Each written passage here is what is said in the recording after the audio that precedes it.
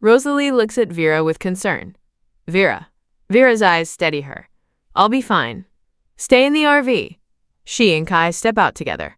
Inside the tunnel, the smoke shifts, pushed aside by something behind it. A dense pack of infected pours out of the tunnel mouth. Their bodies are charred black, withered to bone, half cooked into char, and still moving. That's a little disturbing. Vera says, skin prickling. Kai nods. Tonight's going to be a nightmare. They split. Vera left, Kai right. The infected can attack faster than the two of them can put them down. Huh? Vera spots something. A small infected dog. In life, probably an adorable Pomeranian. It's running with the pack, faster than the human-shaped ones, already pulling ahead. Vera loves soft, fluffy things, but this one's fur is gone. It's just raw muscle and bone in dog shape. Nothing adorable left. She ends it clean. So animals do turn, she says to Kai. I'm more worried about birds. Kai answers. Imagine them dropping out of the sky onto someone. Yeah, airborne infected. That'd be a nightmare. Vera agrees. A few minutes is all it takes. They clear the wave, pocket a few dozen Z-cores and 4 pale Z-cores. They get back in. The convoy loops around the Sutton city limits.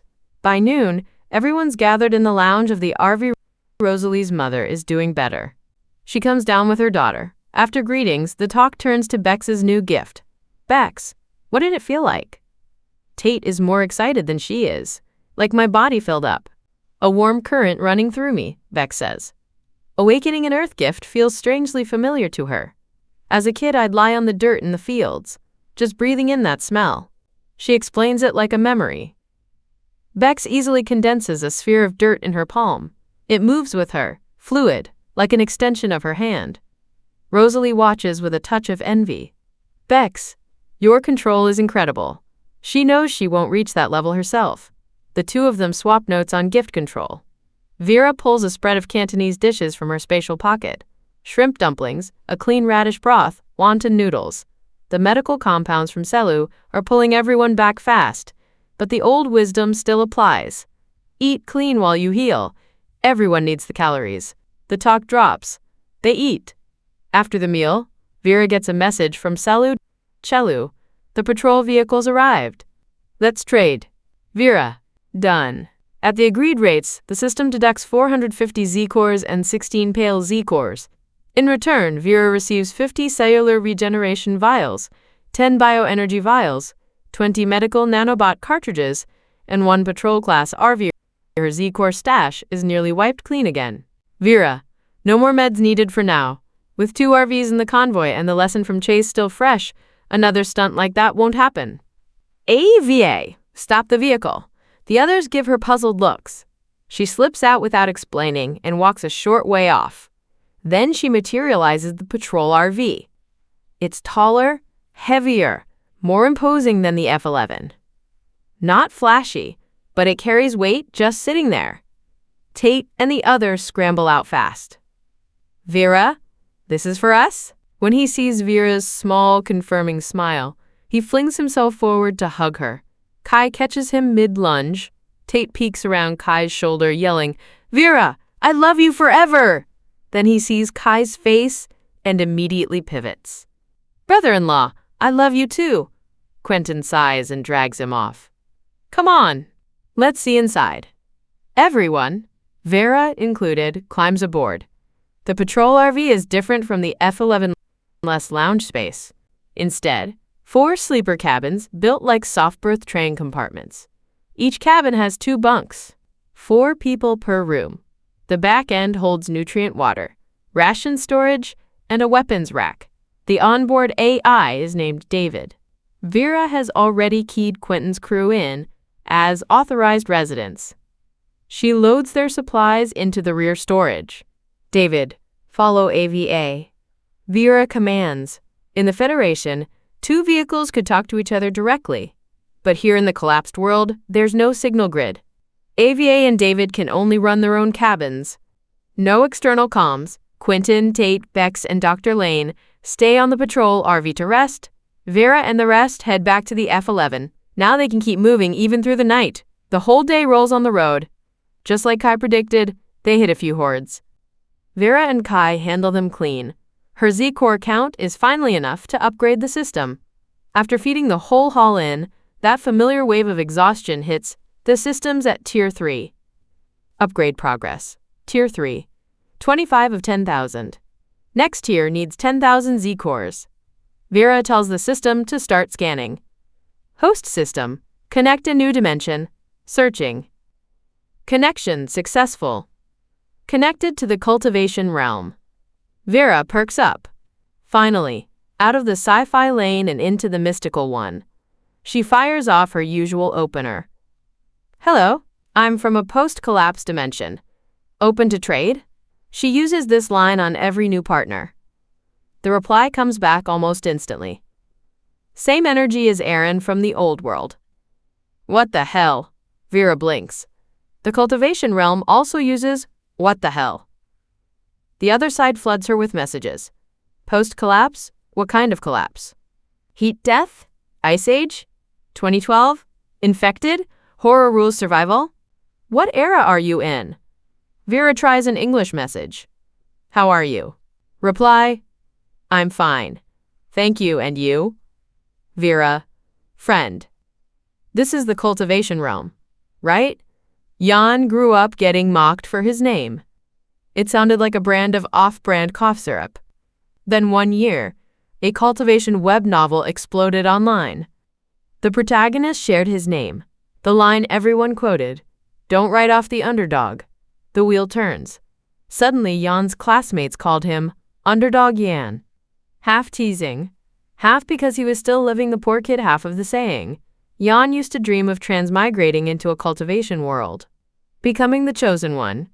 Then he hit his 20s, accepted reality. He was nobody special. At 20, Jan transmigrated to the exact kind of cultivation world from his old novels.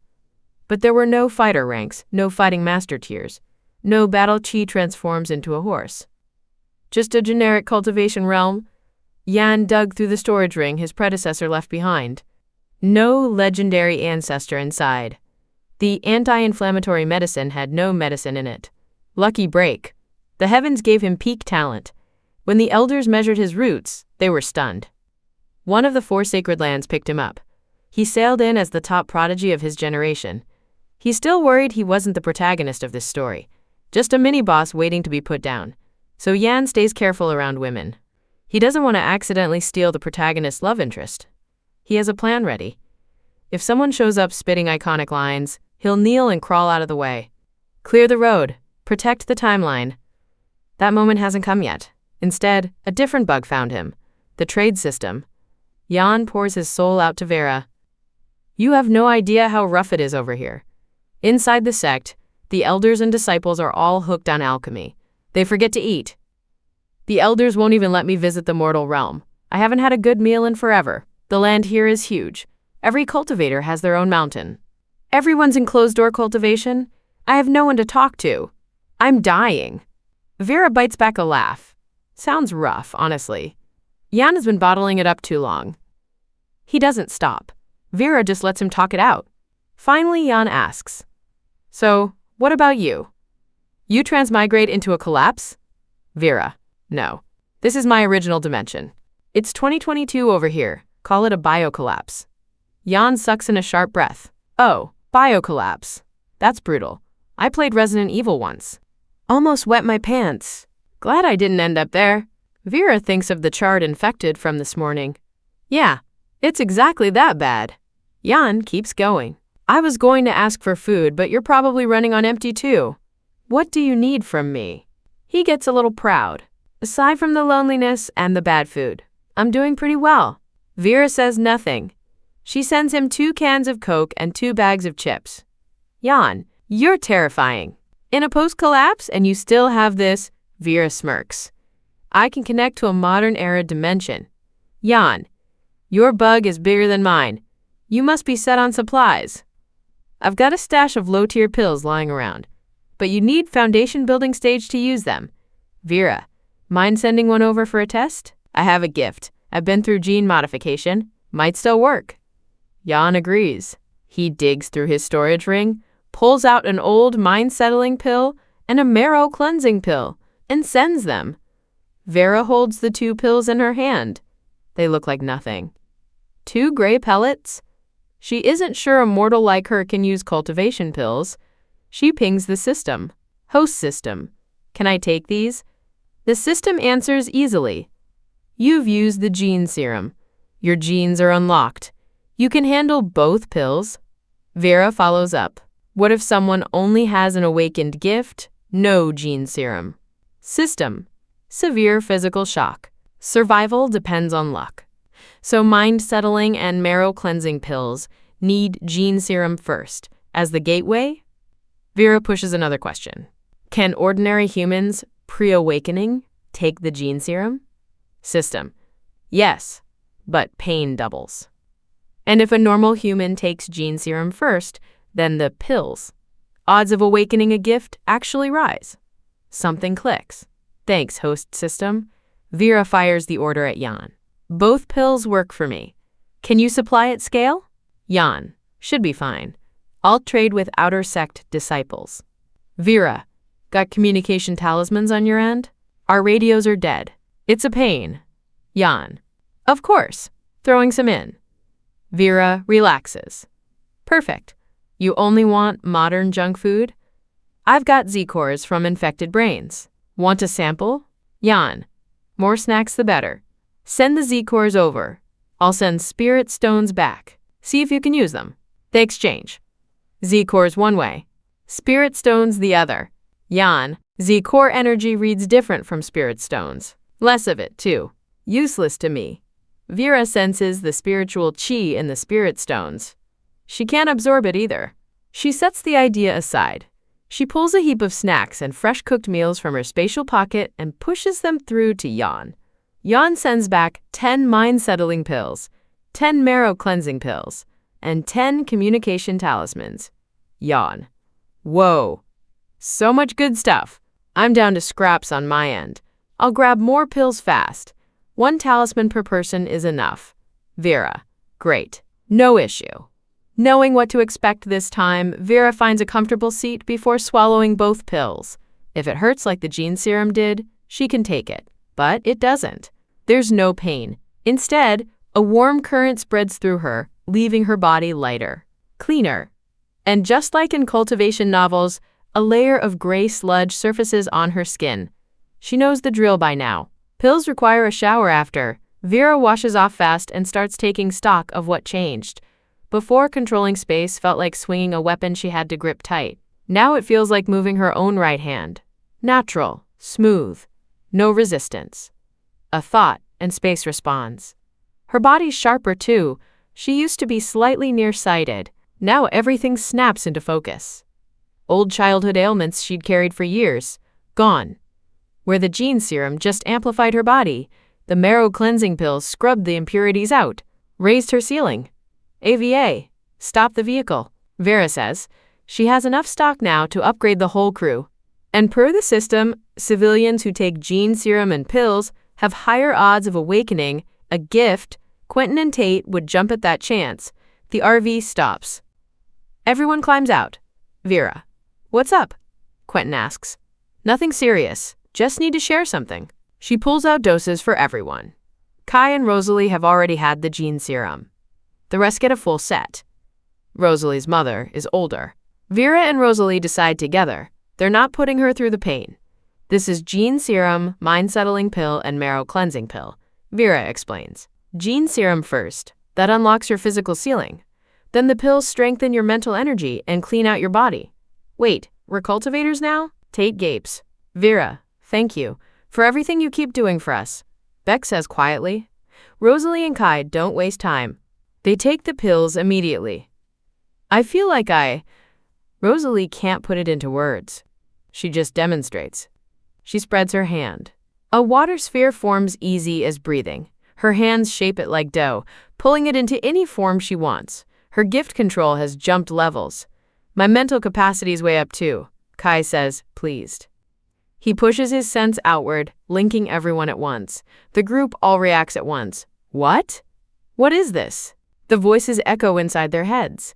Kai. It's like a group chat in your skull. Vera. That's strong. Kai, only about half a mile of range right now, though. Vera, plenty. Once they're done testing, Kai cuts the link. The others can't wait. They start to take the gene serum. Vera stops them.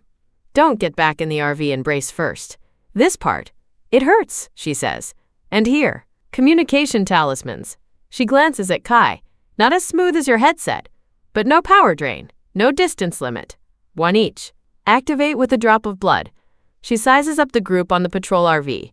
Quentin reads quick and reliable. She nicks his hand, drops a bead of blood onto a talisman. Does the same with one for herself. Quentin takes it, curious. The instinct on how to use it lands in his head. He tests it. Hello? Hello? Vera's talisman plays Quentin's voice clean. That's wild. The crew is impressed. When technology dies, the mystical takes over. They climb back into their vehicles and, per Vera's warning, take the gene serum. Tate sucks in a sharp breath. Quentin, Bex, Dr. Lane endure it silent. The gene serum hurts, but not like the humiliation and helplessness Chase put them through. The next day, closer and closer to Linwood. After lunch, the vehicles stop again. Notice, obstacle ahead. AVA's voice. Vera looks. A massive tree lies across the road. Looks like a lightning strike took it down. Kai steps forward, pointing. Food processing plant over that way. Want to take a look? Vera follows his finger. Big letters across the building.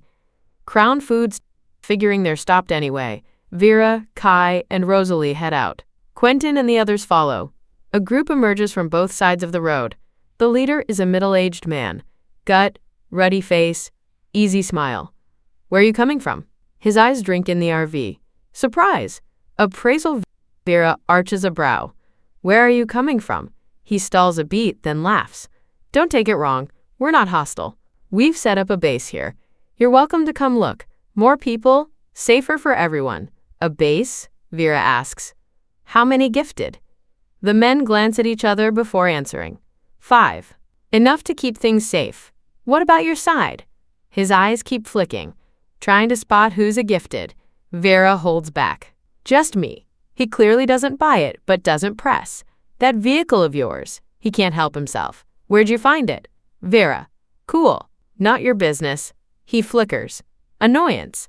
Then masks it. Look, you all seem capable. Want to join our base? With a food plant, no one starves. Vera shoots back. That tree on the road, you took it down on purpose, right? What? No, we couldn't drop a tree that size. He waves both hands. Kai on the group channel. These guys are dirty. Vera, I know. Going in anyway. Rosalie, I'm going too. Vera, Rosalie and Bex come with me. Everyone else stays in the vehicles. Don't get out. Quentin, got it. The whole exchange takes a blink, all in their heads. Vera turns to the gang. Sure. Show us your base. The man brightens. Great. Family now. This way. The 4 head off with him. The others retreat to the RVs. He frowns. Why not all of you? We'll scout first. Vera's smile is bright. Right, makes sense, he mutters. Tough times. Trust isn't free, but our base really is something. How many of you? Rosalie asks, sounding curious. Few dozen. Growing every week. He sounds confident. You the founder? She presses. Nah, no chops for that. Our boss is a lightning-type gifted, seriously strong. Something catches in his voice. He covers fast, short walk, and they're at the gate. Heavy steel doors. Solid. The 4 step through. Behind them, the doors swing shut. Someone wraps the bars with thick chain. Vera glances back at the chain, wondering where they got a piece that thick. The man rushes to smooth it, keeps the infected out. Don't worry. Vera answers. Flat, ground floor, production lines. Second floor, offices. They keep walking inward. Where is everyone? Rosalie looks around. Upstairs. Resting. The man tosses it off. And no food anywhere. Rosalie's voice goes thoughtful. Around them, people start drifting in, forming a ring around the 4. The escort drops his act. Boss! Big fish on the line. All 4 gifted, and that vehicle outside looks loaded. A square-faced man steps forward. Mid-40s. Looks respectable on the surface. Watching the four stay calm, he reads it. They're confident in their power. He wants to size them up before swinging. What tier are you all? He asks. Vera shrugs. No idea. How do you measure tier? The square-faced man stiffens, thinks she's mocking him. I was prepared to do this civil. If you won't cooperate, I'm serious. We really don't know. How do you grade gifts? Vera plays innocent. Genuinely, she's curious how this world's grading system works. She still doesn't have a clear read on her own level, but she's stacked gene serum, cultivation pills, and a mountain of Z-cores. If she still doesn't measure up to a standard gifted, she might as well crawl in a hole and die. The square-faced man buys her ignorance. He explains, almost helpful, inside your body. If the gift energy runs in a few thin streams, that's tier 1. If it spreads through your whole body, tier 2. If it flows like water, tier 3. All this is broadcast from the capital stronghold. You've never tuned in? Vera plays sheepish. We don't catch the broadcasts, but I still can't tell what tier I'd be. Honest, the energy in her body feels like a full lake. Not running like water, pooled and patient. The square-faced man takes that for mockery. Heat climbs into his voice. I'm giving you face. You don't know when to take it. Vera cuts him off easy. Look, if that's how you read it, fine. But what exactly are you running here? This road is mine, this tree is mine, shtick? Bandit's toll? You've got a food processing plant. You're not starving. Why are you running people down? Genuine question. The square-faced man's sure his targets can't escape. Stalling won't save them. He doesn't mind explaining. Let them die with the full picture. This place makes canned goods. Owner couldn't get orders. Production stopped before the collapse. Place was abandoned. Living here isn't easy. People have to eat. Fat lambs wander past. They donate to the cause. How many people walk by? How many did you take down? Vera asks. Last week? Lots. This week, fewer. He shrugs. Some figured it out, didn't stop, drove around. Lucky you kids walked in. We were running low. Vera nods. Yeah, lucky. The instant the word leaves her mouth, she moves. In a single blink, every thug holding a club or knife around them is decapitated. Heads roll on the concrete. This gang knows what it's doing. The blood on them isn't from this week. Vera isn't leaving any of them alive. The square-faced leader and his 5 gifted nearly piss themselves. Looking at the carnage, he gets it fast. The soft-looking girl in front of him is a master. And worse, space type. The mythic class. The Capital Stronghold's broadcasts have speculated for weeks. High-tier space gifts are top of the kill list. Other element gifts can be dodged. A fireball. You sidestep, you live. Direct hit. You might still survive. Even with his whole crew, against 30 unawakened civilians, the odds wouldn't be guaranteed. No way to drop people in an eye blink the way Vera just did. If he could do that, why would he ever bother luring people inside? He breaks, drops to his knees. The others copy him, one by one. Mountain beyond a mountain. We didn't know we were dealing with someone like you. He's joining his palms now. Honestly, sorry. Call it didn't fight. Now we know each other.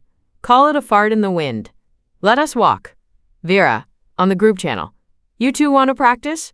Rosalie and Bex have only just awakened, but with gene serum and pills layered on top, this crowd shouldn't be an issue. Both nod. Rosalie launches twin water arrows. Bex pulls the ground up around the bandits' legs, locking them down. Both gifts trigger faster than the bandits can respond. By the time the gang realizes what's hit them, the counterattack is already coming. Seeing Vera isn't letting him go, the square-faced leader steals up. Brothers, fight! A lightning bolt lances toward Rosalie's face. She lifts a water shield in one fluid motion. Water on lightning. Perfect counter. The bolt gets swallowed inside the shield. The energy can't move. Water absorbs it. Rosalie flicks the charged water at another thug. He locks up. Convulsions, foam at the mouth. A second one bellows and charges. Built like a bear. Beck sinks his legs into the ground. Veins pop on his face. His skin reddens. And he tears free. Bex's gift breaks.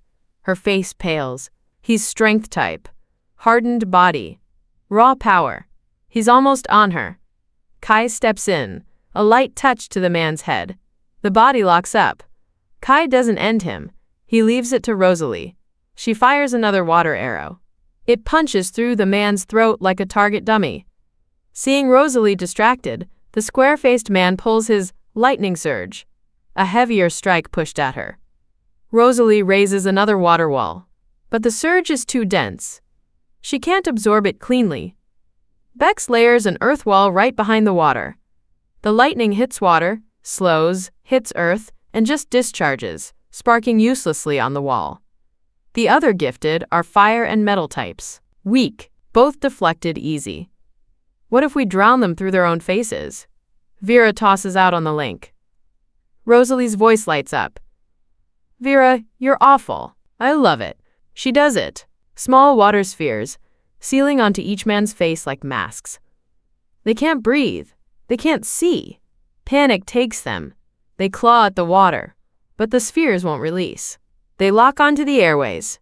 The square-faced leader, panicking, fires off a lightning bolt straight into the water sphere on his own face, electrocutes himself.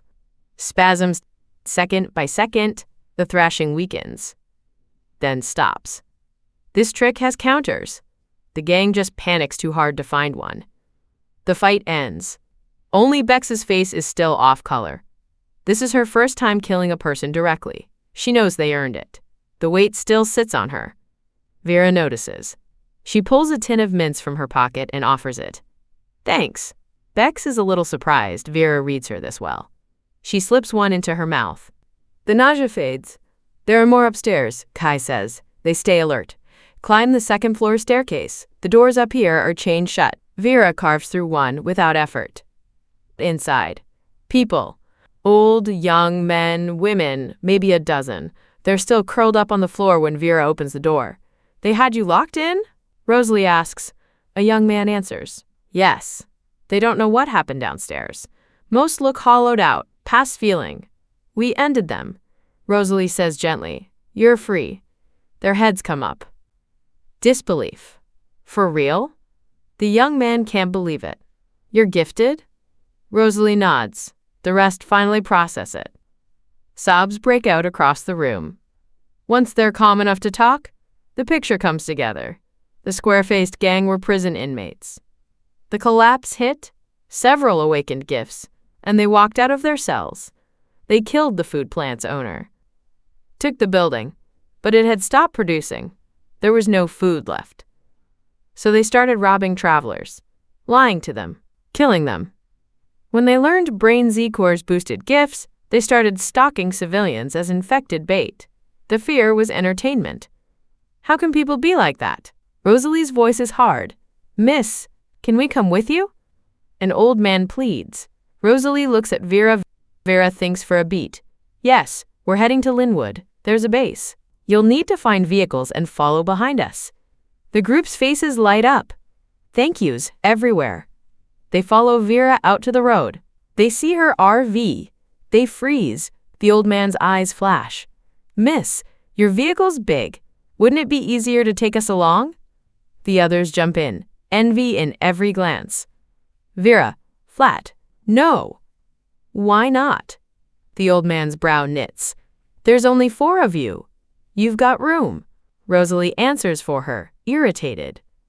There are more people in our vehicle. You find your own, same safety. The old man tries to peek through the window. One-way glass, nothing visible. We've been starving. We don't have the energy to find anything. Please. He starts joining his palms. A month ago, Vera might have softened. Not anymore. Too many human stains have walked past her. You want to come? You find a vehicle. Otherwise, you handle yourselves. Vera's patience is gone. The chorus picks up. Please, we're just civilians. We can't fight infected. We'll just take seats. We won't be in your way. You're gifted. What do you have to fear from us? You're strong. Doesn't that mean you should protect ordinary people? Even the young man who first thanked her goes quiet, clearly hoping she'll fold under pressure. Vera doesn't fold for guilt tripping. You figure it out yourselves. She uses her gift to slide the fallen tree clear of the road, then turns for the RV. Kai and the others fall in behind her. The old man and a few others rush forward, try to push their way onto the vehicle. They hit an invisible barrier, like a wall of glass. Clawing at it gets them nowhere. The old man stares at the empty air, confused. They don't understand the RV's defense field. When they realize Vera's actually leaving them, panic flips. They thought she was young, mostly women, easy to pressure into giving in. Now the strategy collapses. They scramble. Wait! We'll find vehicles. Wait a second. Hurry, try over there. Someone shouts, urgent now. But the old man doesn't budge. He slams the dirt with his palm, drops down in front of the RV, wailing, "You're gonna watch an old man starve right in front of you? If you're leaving, run me over first." Vera huffs out a cold breath. AVA, go around him. Drive. Acknowledged. AVA sounds almost cheerful. She pings David through the talisman link too. Both RVs reverse. Watching them actually move, the rest of the crowd panics for real. They pound on the sides. Don't leave. Wait. Please. We're getting vehicles. Just wait. You started this. Finish it. You killed the gang and abandoned us? But Vera's already decided. The RV swings smoothly around the old man and rolls past. Nobody actually lies in front of the wheels. A long while later, they come back with 3 vehicles. Where are they? They left. The ones who stayed are furious. Why didn't you find your own? The ones with the vehicles fire back. We were keeping them stalled. Stalled how? They drove right past you. You couldn't hold them with begging? Have a little dignity. You all played that bad. The young man from before now regrets it. Should have just followed quiet. They were going to help us find vehicles. Now look. Easy to say now. Why'd you stay silent then? The old man is still on the dirt, wailing about ungrateful youth. Someone snaps at him. Old man, shut up. Keep screaming and you'll bring infected. Let's move. They said Linwood has a base, yeah? That direction. Drive. Before any infected show, the survivors are in vehicles and on the road elsewhere. Felix's group is hiking through forested hills. 9 of them total. Brutal luck. They haven't found a working vehicle the whole stretch. So they walk, lucky thing. The woods are empty. No travelers, no infected. Wonder where Vera is right now. Probably still eating like royalty. Someone says, exhausted. When we hit Linwood and see her, we should apologize. We're classmates. There's no real bad blood. You think so. She doesn't. After what Chase did, and we stood there, yeah, she hates us too. Why else gut all our supplies? Yeah, fair point. Night. They settle in under the trees. One on watch. The rest passed out. Warren pulls a Z-core from his pocket. He's been testing for days, starting to feel a pattern. He senses the dim energy inside the Z-core. Tries to touch it. There. Warren lights up. He's found the current. This has to be the source of every gift. He carefully channels the energy into himself. He doesn't notice the veins rising on his face. He doesn't notice the heat building under his skin. His body shakes. His eyes roll over white. The man on watch has drifted off. He sees nothing. The cage finally cracks. Warren, the cool, calculating Warren, loses the mind he'd been so proud of. He turns into a Tier-2 infected. The second the transition completes. Already Tier-2 because Z-core energy was already inside him. The new thing only feels hunger. And around it, warm, breathing food. It lunges at the closest body. Tears in. The man wakes up to teeth in his shoulder. Eyes open to a familiar pale face. Wrong. Ag! The scream shreds the night. Around him, everyone jolts awake. Ag! Infected! The group scrambles up. Panic. No direction. But this Warren thing has intelligence. It doesn't waste time chewing on a dead body. It pivots fast, toward the moving ones. Some seize up and don't run. Some run in circles. The Warren infected drops 3 of them in seconds. Then a fireball slams into its back.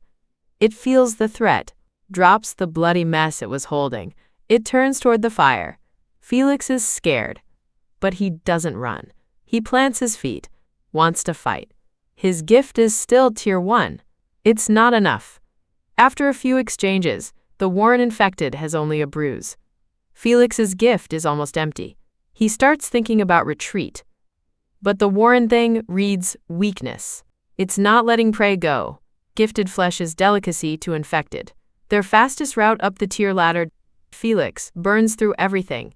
Body, gift, will. Nothing left. The rest of the group has scattered into the dark. No one comes back for him. The Warren infected buries its face in Felix's neck. Tears out a mouthful. Felix drops to the dirt. His eyes go cloudy.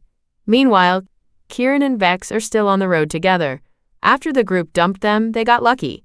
A small sedan, intact. But after how they sold each other out, the air between them is dead. Now it's pure survival. They're together because they have to be. The cabin is glass cold. No one speaks. Kieran drives, silent, pointed toward Linwood. Vera eats with the group, talking through the mental link with Quentin's car at the same time. Those people yesterday really had no shame. Rosalie grumbles. Right? Vera already agreed to let them tag along. They still tried to muscle their way onto our RV. Bex sounds done with it. At first I felt bad for the old folks, Rosalie says. Then they pulled out the crying and the guilt tripping. Chalk it up to a lesson. Vera says flat. There's no shortage of selfish, ungrateful people in this world. I'm not letting morality put me in a chokehold. Exactly, Rosalie says. We're not their relatives. Why should we be on the hook? Helping them was a kindness, and they acted like it was a debt we owed. I think what Vera means is, we need to be sharper going forward. Quentin sums up. Kindness on impulse gets people killed. I really have to be more careful. Tate admits sheepish. I just saw them looking pitiful yesterday and folded. Tate has a simple heart, but in this world he has to learn to read people. Dr. Lane has steadied. Her voice is back. Or someone will play him. Out there, I'm just gonna stay quiet, Tate says cheerfully. Play it cold and stone-faced, so I don't slip up, so no one thinks I'm soft. The group's enough for me. He looks like a himbo, Kai says with a grin, but on the big stuff, Tate's got his head on straight. The drive after that goes without incident. Aside from a detour or two, the road runs clean. They reach the outskirts of Linwood. Vera and Kai both feel the pull, the kind of pressure that sits in the chest and won't ease. Vera draws a slow breath and looks out the window. The skyline opens up. Familiar streets begin to surface. Linwood used to be a tourist city. Over 100 million visitors a year. Its preserved historic sites, the palace grounds, the old city walls. People came from everywhere to see them. Outside the Heritage District, the inner city still keeps rows of old courtyard houses and pre-war Western-style villas. Harborgate Lane, where Vera's family lives, is a tight old block, what the city planners called an urban village. Tucked between high-rises, but never developed. The houses are old, the conditions are rough. But to Vera, after the place she grew up in, this had been a step up. When she picked a college, she didn't go by rank. She went by which one offered the largest scholarship. A small private university in Larkspur put up enough money for her to pull her little sister out of the worst tenement block and into Harborgate, which was at least quiet. The day the collapse hit was a school day. Ivy should have been in class. She'd caught a fever that morning and stayed home. Vera had called her that morning, told her to rest. She thinks about it now, and the bitter truth is plain. Alone at home, Ivy probably had a better shot than at a school packed with bodies. On Harborgate Lane, the infected swarm like ants. 2 RVs plow straight through them, but the dark mass keeps surging from both sides. Dense population. Dense buildings. Rosalie and Bex can't keep up with the volume. Only Vera and Kai dismount. They carve a clean zone around them in seconds. Then they cut a path through the swarm, bodies dropping in slow arcs around their feet. They make it to the front door. Vera stops outside. She already knows. The apartment is empty. She can feel it. She opens the door and steps in. The place is a little disorderly, but it isn't ransacked. It doesn't look like a break-in. It looks like Ivy packed in a hurry and left. Vera sweeps the room with her eyes. On the small dining table, weighted down by the middle school trophy Ivy had won years ago, there's a folded sheet of paper. She picks it up fast. Sis, if you make it back, don't worry about me. I went with Aunt Lynn and Uncle to the old district. They say there are powerful gifted setting up a base there. I know you'll come back. Love you. April 23rd, 2022. The handwriting is uneven. Rushed. Vera lets out a breath she didn't know she'd been holding. She passes the note to Kai. She went with your parents. Aunt Lynn must have come by to check on her. She does the math. They left maybe 2 weeks ago. Kai reads it. They probably made the base. My dad has a car. There's no car downstairs, so they drove. It's not that far. As long as they didn't hit a tier 2 or get cornered, they'll be fine. Vera nods. It's the only comfort she can give herself right now. She pulls every piece of her sister's life that means something. Photos, the trophy, a worn stuffed rabbit, and folds them into her storage. Let's go. To the base. Her voice is calm. They head back down. The corridor has thinned. The mass of infected has scattered. Just a few stragglers shuffling here and there. On the ground floor, an iron gate hangs half open. An infected drags itself out from behind it. Slow. Catches their scent. Lunges by instinct. A kitchen knife juts out of its neck. One leg has been chewed to the bone. Its spine is bent. Its movements barely qualify as movement. Vera sees its face. Her chest tightens. It's Mr. Tran, the man who lived on the ground floor. One of the kindest people she's ever known. Fate had never been kind back. It's like a rope always snaps at its weakest fiber. Bad luck always finds the people who can least carry it. His mother was blind. His wife had been hit by a car years ago, paralyzed from the waist down. They had a little girl, 6 years old. The whole family lived on whatever odd jobs he and his wife could scrape together. 3 years ago, his wife was struck by a driver too poor to carry insurance. After that, Mr. Tran carried it all on his own back. The medical bills were a bottomless pit, but he always smiled. Vera asked him once why he could still smile through that. He'd said, "The house is already this way. If I let myself sink, my mother and my wife will feel like a burden.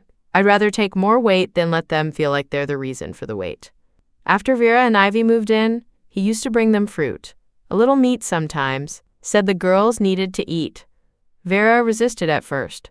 She knew his family had it worse, but he insisted, said he hoped his daughter Joy would grow up like Vera. Smart, independent, bound for a good school. Vera tightens her grip until her knuckles go white. She doesn't want to see this man torn apart. "You do it," she says quietly to Kai. Kai understands. A flick of mental force. Mr. Tran goes down without struggle. Vera thinks for a beat, then steps inside his apartment. His mother and his wife are inside. Both turned. Both have been put down some time ago, by the look of it. Skulls caved in. Joy isn't there. Someone's still alive in the back, Kai says. He can feel it. Vera moves fast. Joy is 6 this year. Her dad bought her a small, beautiful cake. He said Joy was a big girl now. Joy squealed. Cake was her favorite thing in the world. But she wouldn't eat it alone. She cut it carefully into 4 pieces. 1 for Dad, 1 for Mom, 1 for Grandma, 1 for herself. The cake was sweet, so sweet. Joy sat on the kitchen chair, swinging her legs, eating each bite slow. After the cake, Joy wouldn't be a little kid anymore. She'd carry her own responsibilities, which meant studying hard in elementary school. Dad had said if she studied hard, one day she'd be brilliant like Vera. But she didn't make it to elementary school.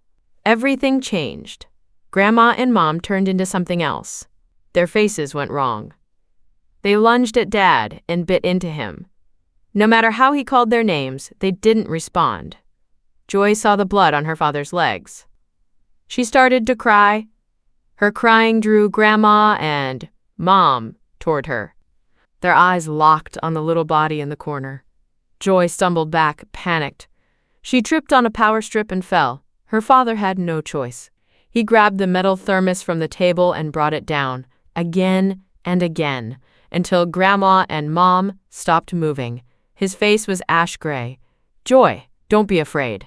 He kept his voice steady. "Hide in the bathroom. Don't come out. I'll bring food in for you." Joy nodded, dazed. He stacked instant noodle packs from the bulk discount they'd done at the grocery store. Case after case, into the bathroom.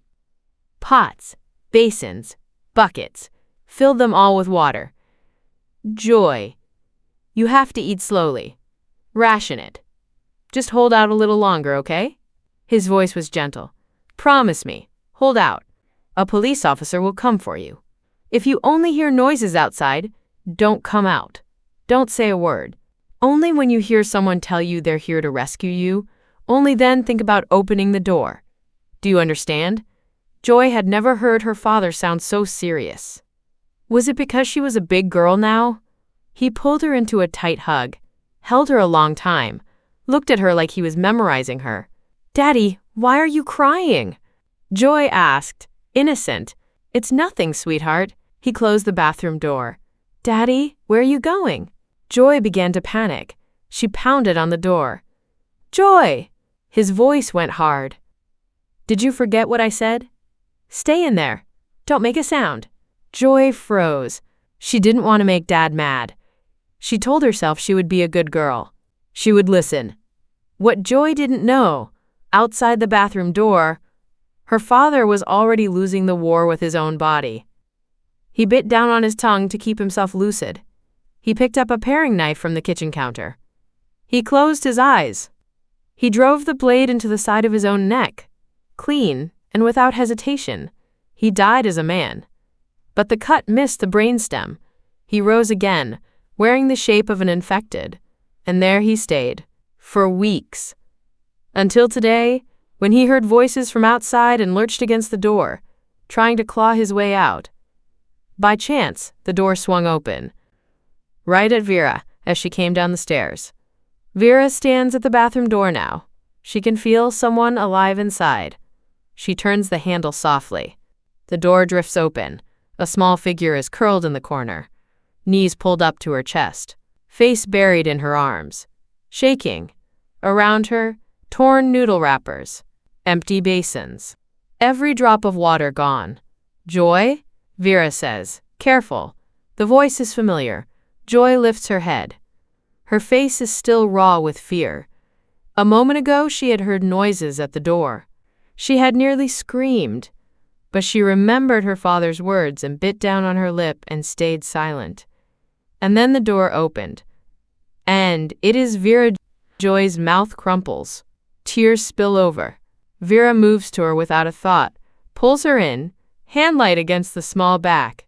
It's okay. It's okay now. Joy can't hold it anymore.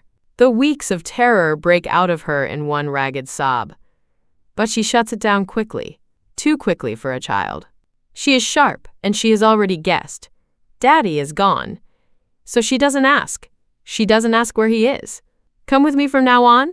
Vera wipes her face gently. Joy nods hard. She clings to Vera's neck and won't let go. Vera carries her back to the RV. On the mental link, she gives Rosalie and Evelyn the short version of the story. When Evelyn hears that Joy survived nearly 20 days alone in a bathroom, her eyes go wet. She takes the little girl into her arms and rocks her, soft. Rosalie pulls a small bottle of sweet milk from the cooler and holds it to Joy's mouth, sip by sip. Familiar people. A kind woman holding her.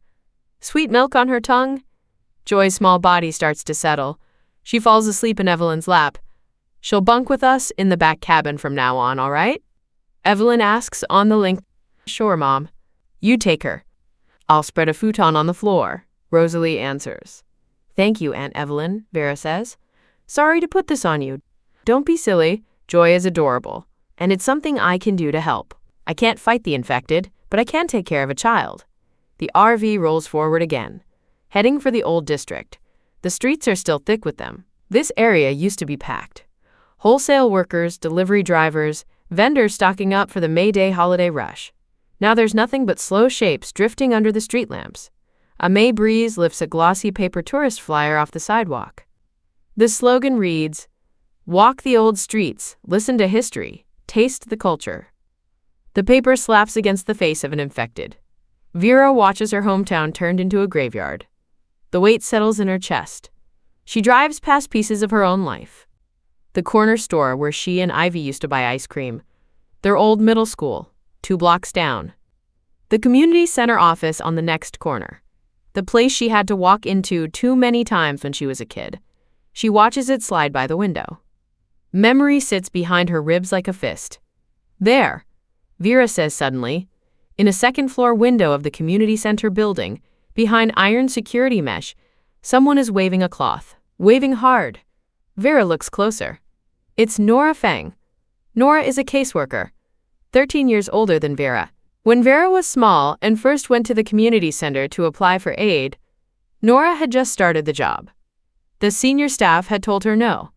Vera's parents were technically still alive, so the two girls didn't qualify as orphans, so they didn't qualify for support. Standard answer.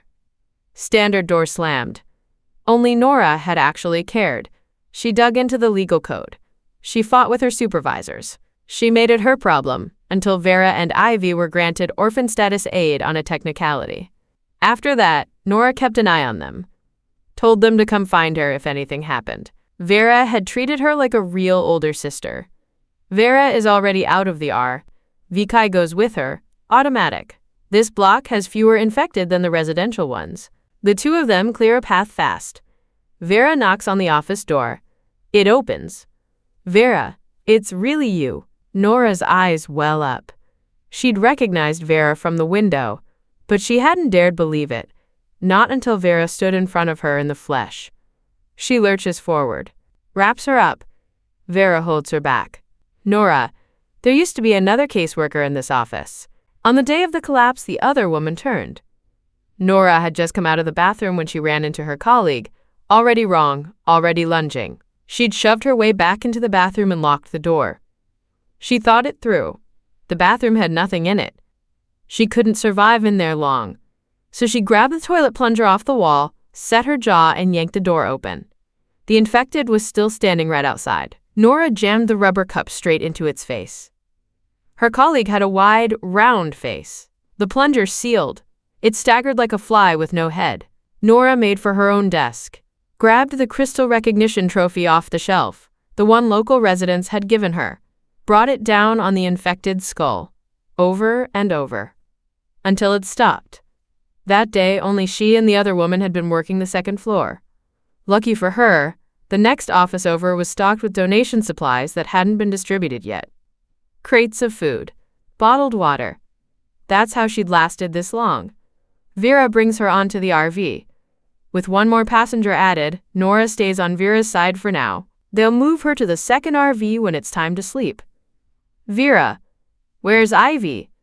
Nora looks around the cabin. She's probably at the base in the old district. I'm headed there now to find her. You drove all the way from Larkspur? Nora's eyes go wide. Yeah. Vera nods. Oh, sweetheart. Nora's voice breaks small. That can't have been easy. Vera smiles. It was fine. I told you when I was a kid, I'm the main character of this world. Whatever it throws at me, I push through. It was something she used to say with arrogant teenage confidence. Whatever doesn't kill you makes you stronger. That was what her old teacher had drilled into her, and she had believed it like scripture. She had believed that if she just kept walking through every hardship, things would end up okay. Yeah, they'd end up okay. They don't stop after that. About 30 minutes later, they reach the old district. At the city gate of the historic walls, someone has built a crude perimeter, timber and barbed wire, dark stains on the cordon where blood has dried.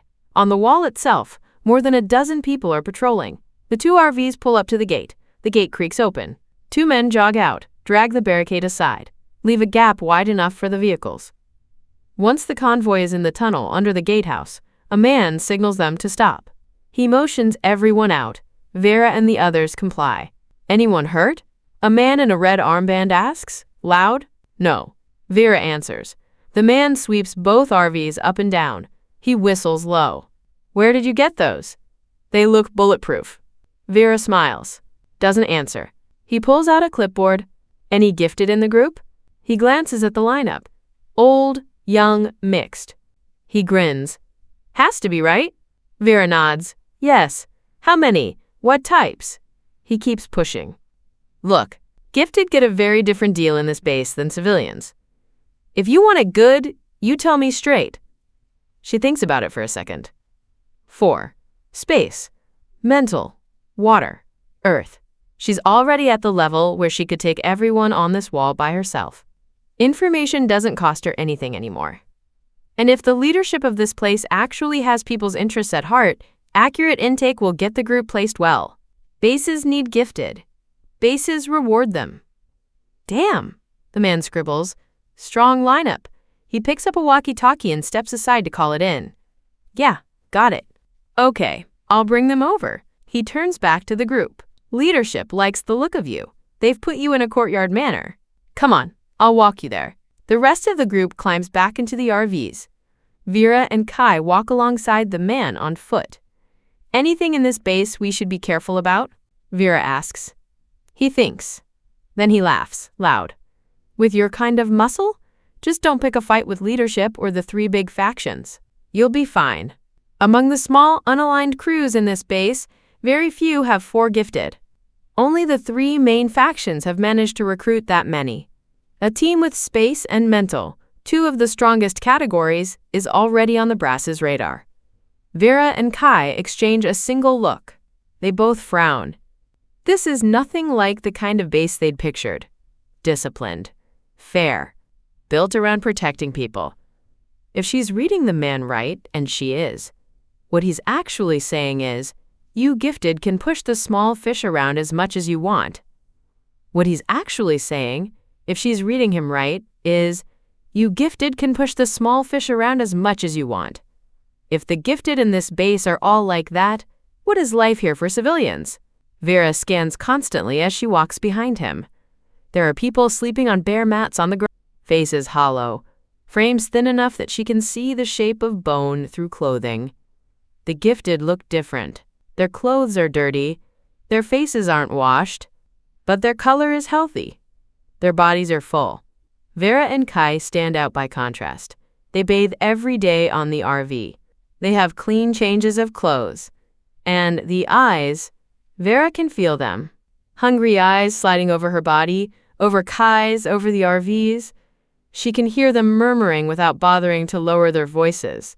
Open lust for the vehicles and the people inside. She tamps her irritation down. Civilians don't get housing? The man shrugs. Heritage District doesn't have a lot of housing. Even placing the gifted and their families is tight. We need slots for new gifted like you. Vera says nothing. A heavy man with a brutal face crosses to them. Asks the escort. Hey, Hugh. New ones? Look healthy. Hugh, the escort, curls his lip. Buzz. Don't get any ideas. They have 4 gifted. Buzz weighs it for a second. 4, huh? Hugh cuts in fast. Not joking around this time. They came in with leadership's flag. They're being placed in a manner. Buzz nods, scratches his head, retreats with a small, embarrassed laugh. On the mental link, Kai says, be ready. They're all sizing us up. Anyone locked in on us yet? Vera asks. Not yet. Probing stage. They're waiting on someone else to test our strength first. Rosalie's voice cuts in from the RV. Honestly, I hope they move soon. I'm tired of holding back. As an outside observer, she can see the greed and the calculation on every face. Some of them are practically drooling at the RV's. Vera same. I'd prefer they swing first. Cleaner Bex agrees. Quiet. Quentin joking. Our entire group dumped every stat point into violence. Whoever tries us is going to have a really bad day. Rosalie, smug, of course. My fist has been hungry for a while. Quentin, with Rosalie around, I feel safe at all times. Here we are. This is it. Hugh stops in front of a gated entrance. He gestures. Proud. Pretty nice, right? Dozens of rooms inside. Everyone gets their own and you'll still have leftover. Hugh sounds envious. Where it is, this place used to belong to the Crown Prince's imperial tutor, top tier even by tourist district standards. Vera offers a small smile. Thank you, Hugh. We'll get settled in first. Yeah. Anything you need, come find me at the gate. He hesitates. The base is about 4 square miles. You can walk around or hire a guide. A small loaf of bread is the going rate. Vera nods. Hugh leaves. The group climbs out into the courtyard. Quentin sighs, looking around. Pity. If there weren't steps at the front, we could park the RV in the inner court. Vera grins, sharp. It's fine. Leave it out as bait. No one can break in. No one can climb up. The group exchanges looks. Half a laugh ripples through them. Quentin keeps studying the place. This courtyard is amazing. Back in the old days, only top-ranked ministers could live in something like this. Tate asks, curious, why do they call it a courtyard manor? Quentin shifts into lecture mode. 4 means the 4 cardinal directions: north, south, east, west. Joined means those 4 sides close up around a central court, forming the Chinese character for mouth. A single mouth-shaped court is called 1 tier. 2 stacked courts forming the sun character is 2 tier. 3 is 3 tier. This place has 4, so 4-tier courtyard manor. Rosalie stares. Whoa, first time I've ever been inside one. I always thought it was just 4 walls. There are layers. The inside is huge. Evelyn has Joy by the hand. Joy is wide-eyed, swiveling her head to take everything in. Quentin proposes, how about we sleep 2 per room? Safer in case something happens at night. Vera agrees. Good. The compound's too big. Wandering off is a real risk. Quentin starts assigning Vera and Kai in the main court, Rosalie and Aunt Evelyn, Dr. Lane and Bex, Joy and Nora, back court, me and Tate, west court. Joy puffs out her cheeks. I want to be with Aunt Evelyn. Rosalie taps her on the nose. Okay, I'll bunk with Nora. She knows her mother adores Joy. And looking after a child might help Evelyn heal a little more from losing her husband. Vera adjusts. Rosalie and Nora in the East Court. That way there's a gifted at the front and the back. Otherwise, Tate and Quentin's spot at the front gate is exposed. Rosalie thumps her chest. Don't worry, I've got the perimeter. Once they're settled, the group heads out again to search for Kai's parents. For Ivy. They step out the gate and immediately spot a small crowd circling the RVs. One of them has his hands on the door handle, trying to pry it. When Vera's group comes into view, the cluster scatters like startled birds. She doesn't bother chasing. She tells Evelyn to take Joy back inside the RV and stay put. Everyone else goes with her. They've barely cleared the corner when someone trots up. You folks need a guide? I've lived here forever. Know every alley. 2 packs of instant noodles. That's it. A young man with a head of dyed blonde hair grins big at them. Someone else jumps in. Don't let him scam you. I'll do it for 1 pack. Blonde pivots fast. What do you know? These people have space gift. They're not short on supplies. Vera tilts her head. How do you know we have space gift? Did Hugh tell him? Did Buzz? Blonde reads her face and quickly cleans it up. I just saw you walk out without bags or packs. You've got to have storage somewhere. Vera raises an eyebrow. Fair guess. Locals must spot it instantly. She has gotten too comfortable. Forgotten to be paranoid. But it doesn't matter. She and her crew are strong enough now. Fine, she says. You lead. A practice guide saves time. And with Kai monitoring on the link, the first dirty move from this kid would get him flattened. The losing bidder backs off, muttering about getting cheated again. So with Blonde running point, the group heads straight to the residential blocks. Where do civilians live in this base? Vera asks. Blonde blinks. Oh, looking for someone? Just answer. Right. Most of them sleep on the sidewalks, like that. He points around the corner. Vera follows the angle. A family of 3. Rags. Curled together against a wall. Shivering. From cold, from hunger, or both. The group looks away. Nobody can hold the image. She knows she could help. But the second she pulls out supplies in the open, she'd paint a target on every member of her group. And right now the priority is finding family. She forces herself to turn her shoulder. Just hold on a little longer.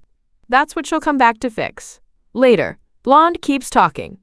People doing slightly better are up in North Side. Low rises. They get basic protection. South Side is for the elderly and the sick. If your house has no young people in it, that's where you end up. My crew's in West Side. They only assign West Side to strong gifted or people with rank.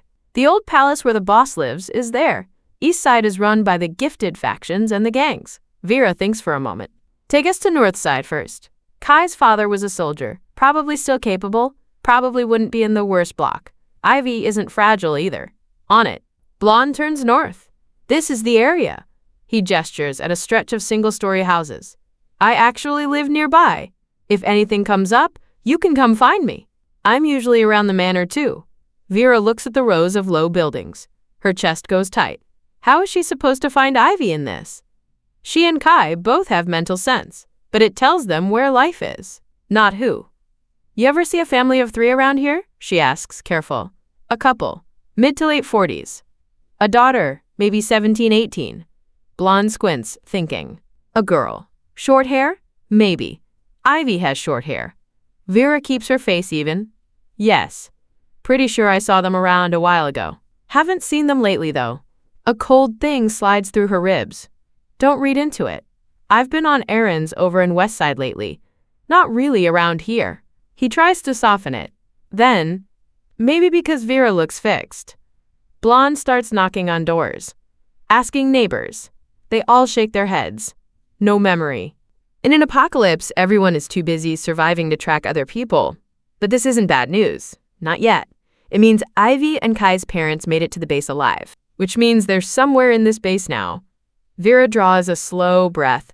Be patient. With even that thin thread, they split. Vera takes Rosalie, Dr. Lane, and Nora, and Blonde, south. Kai takes Tate, Quentin, and Bex back to keep working the north. South side is worse. It used to be a packed night market. Now, without any housing left, it's become the city's basement, where the bottom of the social pile lives. Clusters of people huddle under collapsed stall awnings just to get something between them and the wind, dot trash, and waste cake the pavement. Vera can barely find a clean place to set her boot down. No one runs this part? Her brow tightens. For the higher-ups? This part doesn't affect them, so they don't care. Blonde exhales. They sweep the whole district. No sign of Ivy. No sign of Kai's parents. The sky goes dark. The night brings out worse. Maybe because Vera carries herself with an edge, and the group is clean and well-dressed. Nobody tries her. But she sees 3 muggings before her own eyes. She sees 2 gifted fighting at the end of a strip. One of them drops and doesn't get up. Vera moves faster.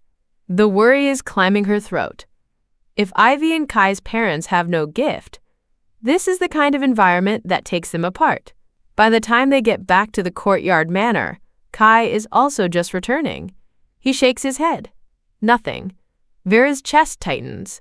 Same here. Try again tomorrow. She pulls 2 packs of instant noodles out and hands them to Blonde. He beams. Tomorrow I'll come back early. No extra fee. Promise. Vera nods. Done deal. Blonde, pleased that he hasn't been shortchanged, leaves with a spring in his step. The group splits to their rooms. Vera lies awake the whole night. The worry for Ivy keeps her staring at the rafters until the first gray light bleeds through. Morning, Vera rises early. The others are already moving. She steps out the manor gate and Blonde is there waiting. Hey, big sis, up already? Blonde ducks his head in greeting. She laughs, soft, dry. How old are you that you're calling me sister? He grins. 25. But these days, whoever's stronger gets the title. That's actually fair. As they're about to leave, someone new arrives. Up so early? Heading somewhere? He's about 30, also a gifted. He carries himself like he knows it. Name's Mason Blake. He introduces himself smoothly. I'm here on behalf of the base leader. Tonight, there's a banquet, and you're invited. A banquet? Vera says, slow. End of the world, and we're throwing a banquet? While the civilians starve, the leadership still has the energy for theater? Mason takes her reaction as awe. He smiles wider. Of course. Trust me. You'll enjoy it. He winks at her, lingering. All right, we'll come. Vera bottles the heat in her chest. She wants to see exactly how grotesque this leader can get. Then, Heritage Hall, 7 this evening. Mason gives a small bow, polished. Then he turns to handle his other rounds. Vera and the group split the same way as yesterday and start searching again. What's this place? Vera stops walking. The building in front of her is decked in red ribbons, crimson lacquered doors, 2 huge men flanking the entrance. Blonde blushes. Big sis, it's the Red Lantern House. What's that? A brothel. His ears go pink. What? Nora's voice goes hot. End of the world. And these animals can't even keep their pants on? Blonde ducks lower. You ever go in there? Nora glares at him. Swear I haven't. Blonde waves both hands. I've been a model citizen my whole life. I wouldn't set foot inside that place. A nearby loiterer snorts. Yeah, you can tell.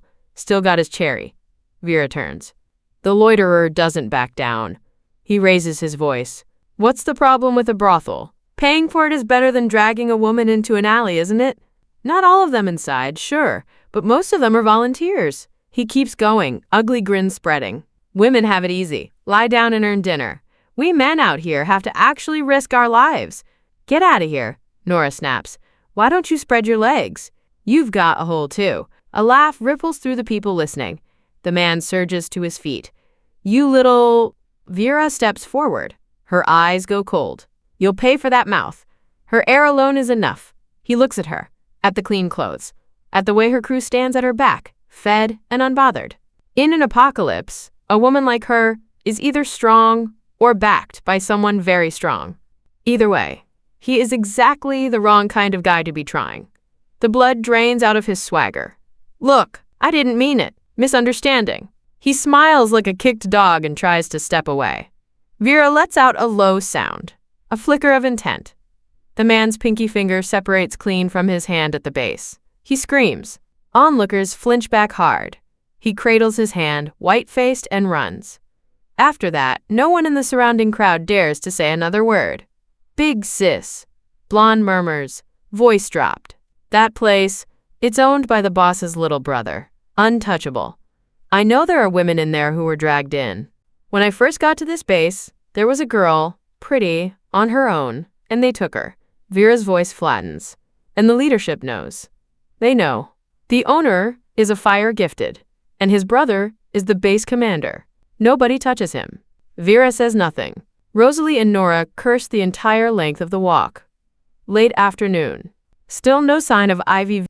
Vera frowns. She thinks. Vera? A hesitant voice cuts in. She turns. Surprised. Coach Bang? A man in his 50s stands a few yards off. A gym coach from her middle school. He had been kind to her then. Of all places. Of all people? Coach Bang recognizes her too. He hurries over. You just got to the base? Are you doing okay? Holding up. You? Vera answers. Same. I awakened a gift. So I'm middle tier in here now. He smiles, a little embarrassed. The smile on Vera's face thins. Coach, this place is rotten. He nods slow. He sighs. It wasn't always. It's a shame. Like he knows something. Vera leans in. What happened here? He starts at the beginning. The base was founded by a man named Ranger Hale.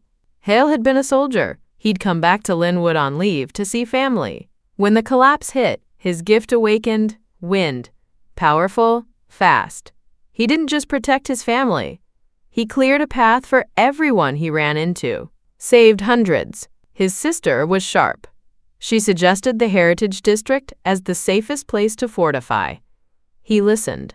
They wiped the historic walls clean of infected, fortified it, and called it Base Linwood. He set up a radio broadcast, called everyone in. Told them they had shelter, food, water. Come.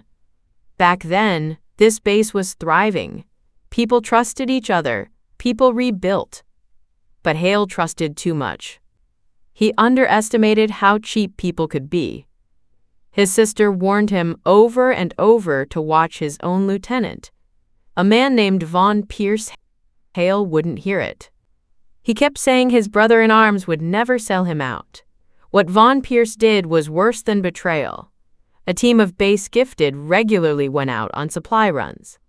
On one of those runs, Hale was locked in single combat with a Tier-2 infected, pouring everything into it. Von Pierce hit him from behind. Because Hale never thought to brace against his own people, he went down fast. Easy. The rest of the team had already been turned. Pierce had spent weeks selling them on a different vision. Might makes right. After awakening into power, none of them wanted to keep risking their lives to protect ordinary people. They craved the world Von promised them. Live however you want. Take whatever you want. No one's going to stop you. Before the collapse, most of them had been nobodies, eating insult, swallowing slights. Now they finally had the upper hand. Of course they wanted to play the part of the old aristocracy. Enjoy the high life. After Hale was dead, no one could rein them in. Anyone who pushed back got pulled in or wiped out. The family Hale had spent everything to protect. Pierce had them killed. The only one Pierce kept alive was Hale's sister. He had wanted her for a long time. In 2 weeks, the base Ranger Hale had built collapsed into rot. Vera feels something cold settle in her stomach. Anger and grief, mixed. A man like that, gone. Brought down by a man like Pierce. And every civilian in this base paying the price. Coach Bang reads her face. He grabs her sleeve. Von Pierce is Tier 3 now. Medal gift. He has strong gifted backing him. Nobody in here can touch him. Vera shakes her head. I can't accept what he's done to his own people. Don't be stupid. His grip tightens. Look at the world we're in. Surviving is all that matters. You've awakened too, haven't you? At least as a gifted. You live okay in here. She studies him for a long moment. Coach.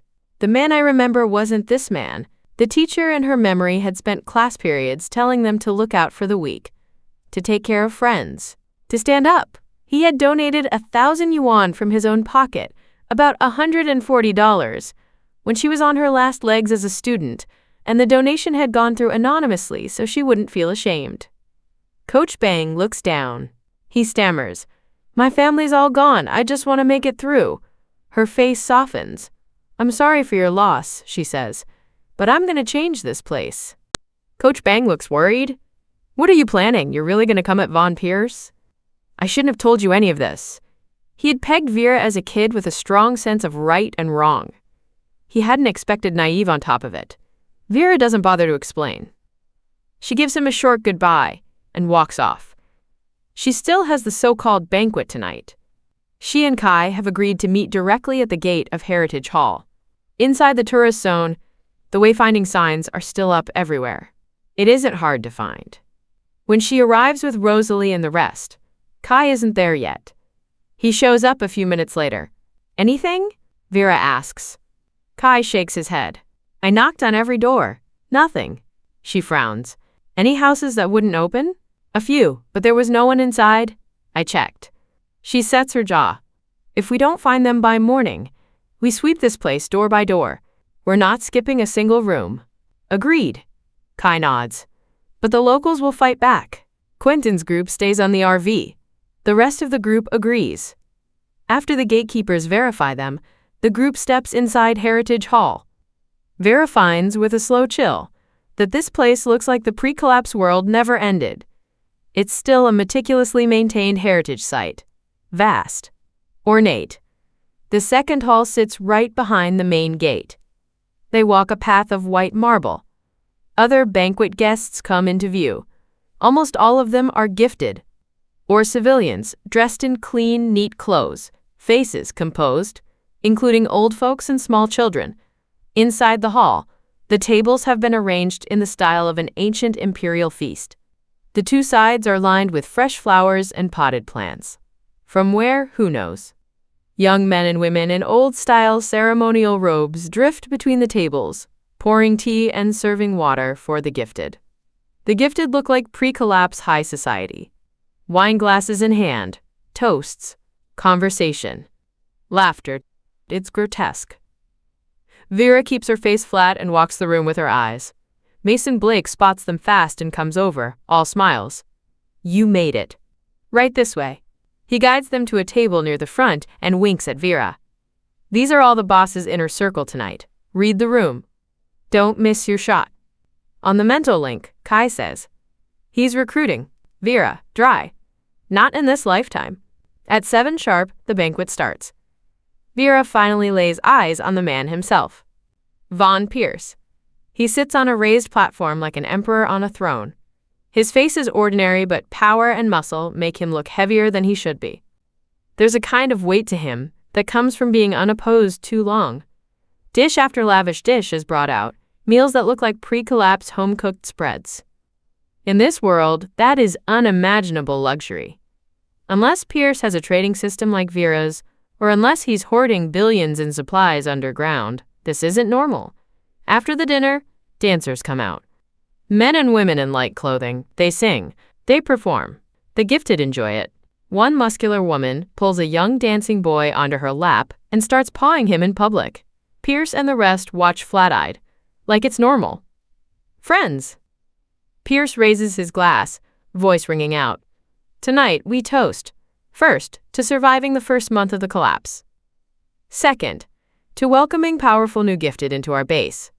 He turns toward Vera and Kai. A space gifted. A mental gifted. The future pillars of this base. May I ask which one of you is which? Vera and Kai raise their glasses in token return. Cool. Detached. That pricks at Pierce. He has just bent his neck for these two, and they're still acting above him. Young, arrogant fools. He keeps it behind his teeth. So how about it? Pierce is practically pointing now. Mason Blake will already have delivered the offer. If the new gifted have any sense, they understand the size of this opportunity and accept. We were thinking we'd head back out tomorrow and take out more infected. Vera says, all innocence. I meant, would you consider joining us? Pierce lays it out flat now. You've seen the standard of living here. Good food, good housing, top of the food chain in this new world. Your families would live comfortably for life. If the two of them weren't useful, and if the East Side factions weren't getting bolder, he wouldn't lower himself this far. We like our freedom. Vera says, flat. We'll pass. Pierce's face darkens. A handful of his gifted shift forward. He stops them with a hand. He smiles, cold. If that's how it is. Don't say I didn't offer. The banquet ends in tight, brittle air. On the way out, the other gifted mutter loud enough to be heard. What's wrong with their heads? They turn down a soft seat for a death wish? No common sense? Follow Boss Pierce and even your relatives eat well. Beats every previous shitty boss any of us ever had. People grind for their families. Boss Pierce gives them families. Of course you fall in line. Vera's group acts like they hear nothing. Outside, they cut loose. Selfish trash. Nora is furious. Civilians starve in the streets, and these people throw a banquet. There's not one decent person in this whole base. Dr. Lane keeps her voice low, but it shakes. She remembers Coach Bang's story. The anger in her chest is layered now. They've been fed a worldview by Pierce, Quentin says, even-voiced. Power equals license. That's how they think now. Quentin has no gift. He feels it harder than the rest of them. If gifted like Vera didn't choose to protect ordinary people, he'd have been dead weeks ago. If every gifted in the world thought like Pierce, humanity dies off fast. Because the infected keep evolving, and the gifted are over here drowning in feasts. That night, every member of the group sleeps inside the RVs. Just in case. On Pierce's side, the order goes out. Tail them. We move in a couple of days. Morning. The non-combatants stay on the RVs. Vera, Kai, Rosalie, and Bex head out again. Today, Vera is done waiting, alive or dead. She will find them. She'll turn this base inside out if she has to. The streets look the same as the day before. The same shapes. The same starving silence. But the family of 3 Vera saw yesterday looks close to dead now. The child can't be more than 7 or 8. Lying flat, just barely breathing. She can't stomach it. She waits for a clear sightline. Then she slips them a few bread rolls and water bottles from her storage. The 3 of them look up, half disbelieving. Gratitude breaks across their faces. They have no strength to speak. They tear into the wrappers and swallow fast, just to claw back some energy. East Side still hasn't been searched. Vera turns her group that way. That zone used to be the colonial concession block. Old Western-style villas. When the tourist district was built, they leaned into the look. So East Side became the Western Quarter.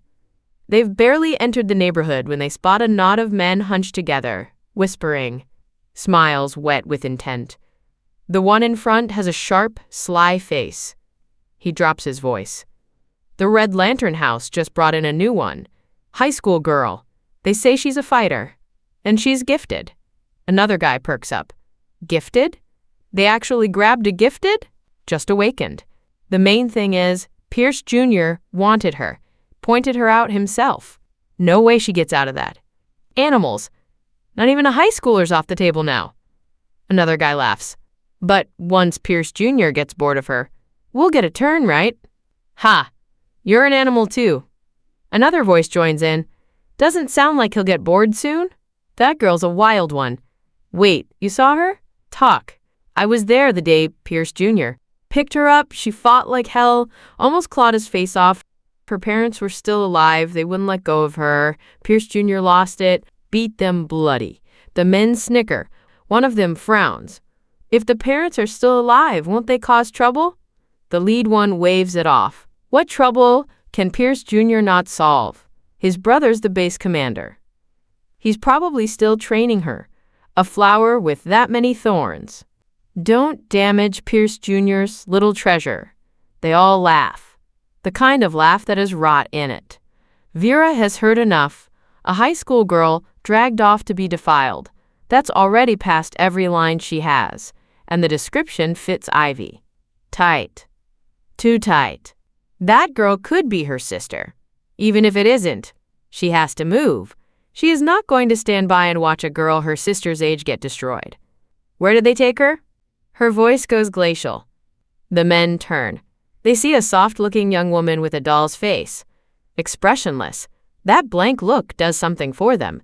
The contrast pulls at exactly the wrong instincts. Aw, little sis. You into this kind of thing too? The lead one grins, rubs his hands, steps closer. Vera is done. Mental force, sharp as scalpels, drives straight into their optic nerves. They go blind, permanently. They will never look at another person with those eyes again. Ugh. Why can't I see? My head.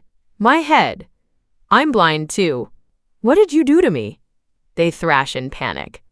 Vera seals the air around them. Their screaming never leaves the space. Where did they take her? Vera repeats. One word at a time. The lead one cracks fast. Red Lantern! She's at the Red Lantern house. Vera's chest is already burning. She slices clean across their throats. 4 lives, gone. Sends them to whatever's next. Then she runs for the Red Lantern house, somewhere else in the base. Coach Bang sits with his face working. Conflict. The internal scale tips. He wants to keep what he has. The status, the comfort, the quiet life. He can't let Vera have a chance to topple Pierce. He packs a few things and hurries to the palace where Pierce lives. After a few rounds of being passed up the chain, he is finally let through. I hear you have something to tell me. Pierce sits on a high seat, half bored. Yes. Coach Bang bows his head. Yesterday in the base, I ran into a former student. Her name is Vera. She is almost certainly gifted. Strong. She is very unhappy with this base. I believe she intends to come at you. So I came to warn you. Damn. They've got nerve. Pierce snorts, voice climbing. I haven't even moved on them yet. And they want to move on me first? But anger steps aside for reason. He recalls the report. Vera's group is strong. 2 RVs that look armored. That gives him pause. What else do you know? Pierce presses. Coach Bang looks uncomfortable. I only spoke with her briefly. She was my student years ago. I don't know her now. Pierce waves him out, irritated. He calls his lieutenant in. Mobilize. We hit first. Take the high ground. They have civilians in that group. Grab those first. Use them. After the banquet last night, Pierce had already decided to wipe out Vera's group and take the RVs. He just hadn't decided when. Now he hears the other side has the same intention. So he moves now. Before they're ready. No mistakes. Vera and the group arrive at the Red Lantern house fast. The 2 enforcers at the door see her coming and step forward to block her. Out of the way. Her voice is flat. She doesn't know what specific crimes these 2 have committed, so she takes 1 arm off each. Clean cuts. The 2 enforcers are just civilians with bigger muscles. Against a gifted, they don't matter. And until today, no one in this base has dared to start trouble at the Red Lantern. Vera and the group walk in. A gifted appears immediately to block them. You have any idea whose turf you're standing on? He's a metal gifted. Confident. He came here to enjoy himself, and now he gets to be the first man to subdue the trespasser. That's a win for him. Points with Pierce Jr. Maybe a real position. Are you in charge here? Vera asks. No, but then move. Her voice is ice. You. The man's expression goes ugly. He pulls a metal blade from the air and hurls it at her face. He throws it to kill. He wants to see that doll face crack into terror first. Vera stops smiling. The air around the blade locks. The blade hangs.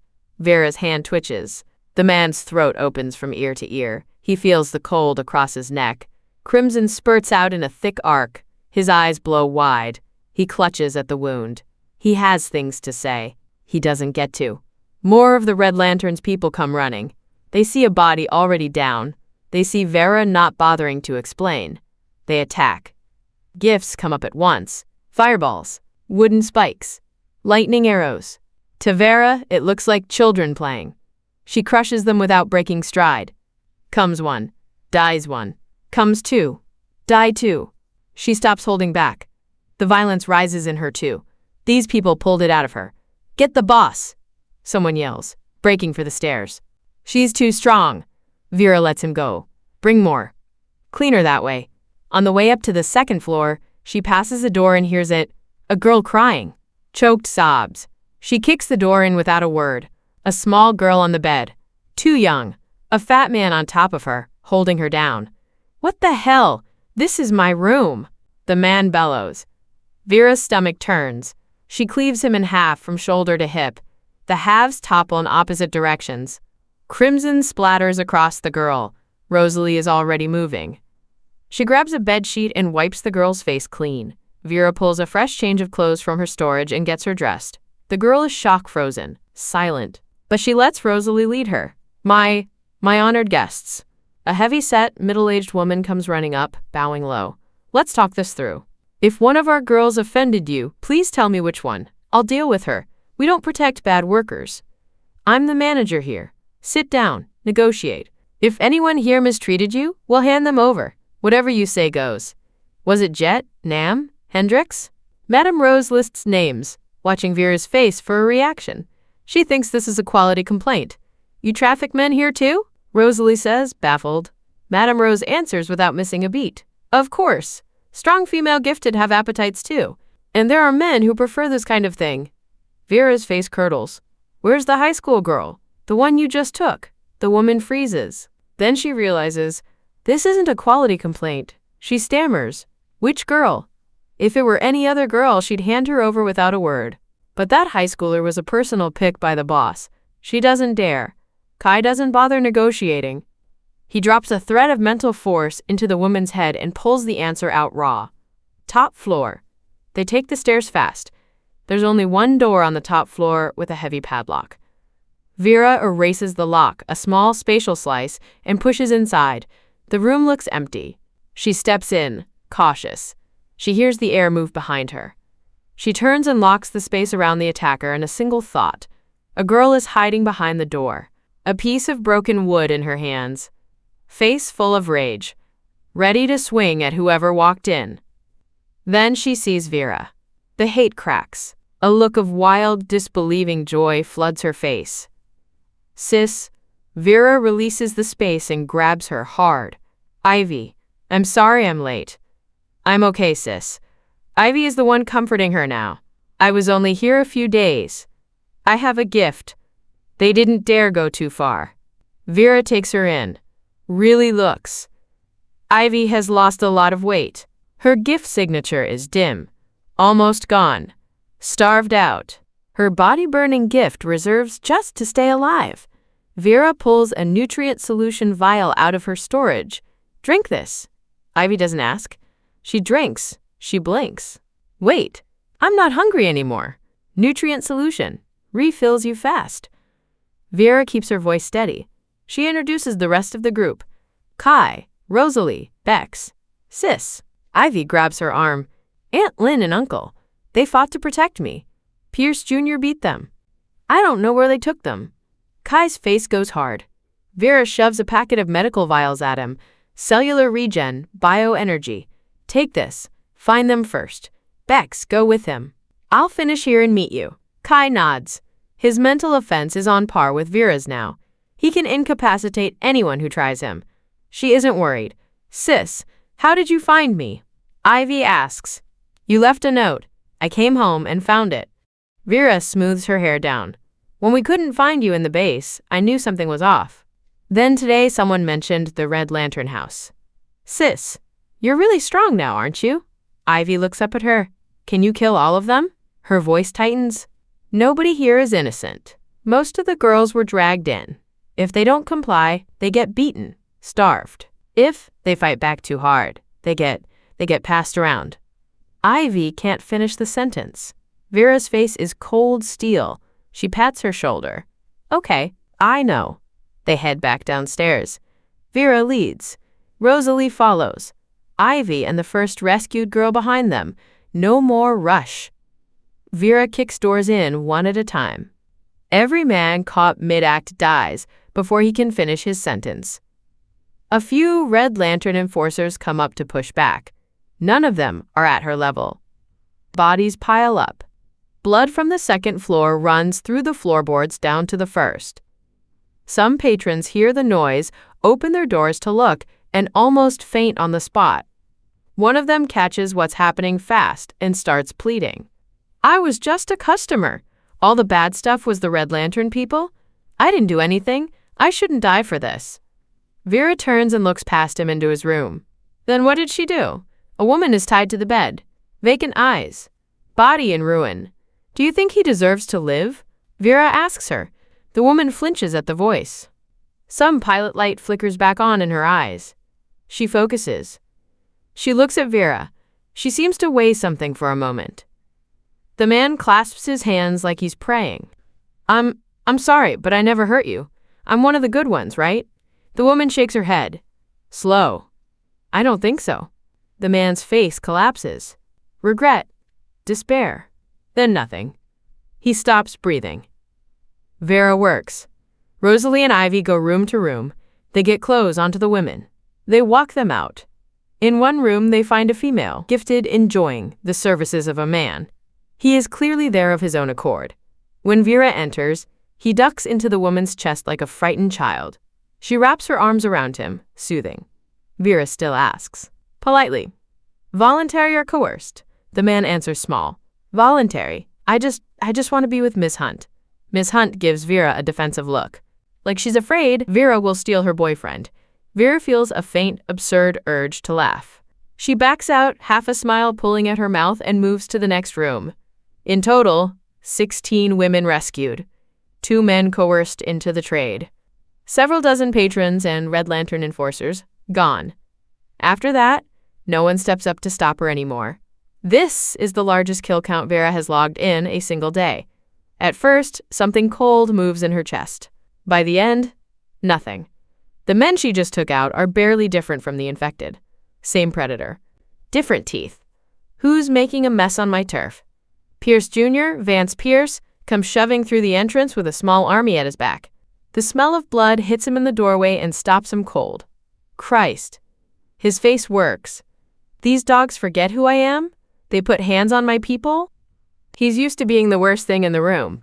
He doesn't yet understand the scale. One of his lieutenants, sharper than the rest, leans in. "Boss, maybe call your brother in on this one?"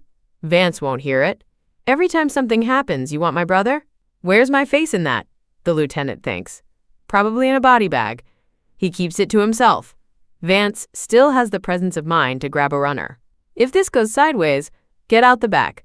Tell the commander. Now." "Yes, boss." Vera comes out of the back hallway. Vance Pierce looks at her and reads, "New product." "Hey, sweetheart, come here. Look at that face." He waves her closer. Then over his shoulder to his crew. "When'd we get her?" "Nobody told me." The lieutenant's voice goes thin. "Boss, that's her. That's the killer." Vance's whole body goes still. He scrambles behind his men. "What are you standing there for? Take her." He has brought his core force. Through system resources, he has 7 Tier 2 gifted and 3 Tier 3 gifted. The latest from the Capital Stronghold broadcast, Tier 3 gifted are top-end combat assets. Vance is confident. No matter how strong this woman is, 3 Tier 3s on his side should be a wall. The Tier 2s charge first. Fireballs. Metal blades. Wooden arrows. The air goes loud with color. Vance grins. A second later, the grin freezes solid. So do every attack, caught mid-flight. What the? He climbed to Tier 2 by force-feeding himself Z-cores. Underneath, he is weak. He has never seen anything like this. The Tier 2 gifted go red in the face. They pour everything into their gifts. Nothing moves. She is strong. One of the Tier 3s says it low. The rest of them sober up fast. The ice-gifted Tier 3 forms an ice spear. He angles for her flank instead of head-on. Smart approach, but the space around Vera is locked completely. The spear loses all kinetic energy mid-air. The other two Tier 3s commit. One channels lightning down from above. One sends a mud wave up from below. She lets them empty their playbook. She wants to look at the so-called top-tier combat assets of this base. This is it. She translocates 30 feet behind Vance Pierce's group in one heartbeat. The space lock drops. Their own attacks crash into each other. The group buckles, choking on smoke. Where is she? Behind us.